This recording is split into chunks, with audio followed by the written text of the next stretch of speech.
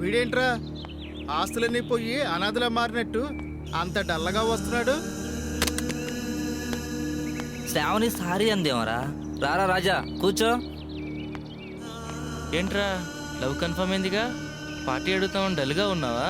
చే అదేం లేదురా, వాళ్ళ నాన్న నన్ను పిలిచి ఇవన్నీ అవసరమా, అమ్మాయిని మర్చిపో అని చాలా సింపుల్గా చాలా పద్ధతిగా చెప్పాడురా.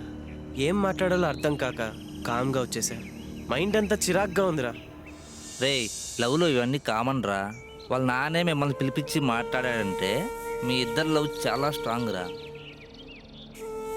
అంటే మీ లవ్ లైఫ్లో ప్రమోషన్ వచ్చినట్టేరా. దీనికి హ్యాపీగా ఉండాలే కానీ అలా డల్ అయితే ఎలా రా. Be happy.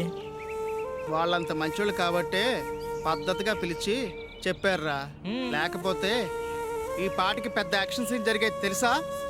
రేయ్, ఈ లోకంలో ఏ కూతురి తండ్రి అయినా వాళ్ళ ప్రేమని అంత ఈజీగా యాక్సెప్ట్ చేయర్రా. కులము, మతము, సాంప్రదాయం, మర్యాద అని నానా రకాల మాటలు చెప్పి చివరికి వాళ్ళకి నచ్చిన అబ్బాయితోనే పెళ్లి చేస్తారా.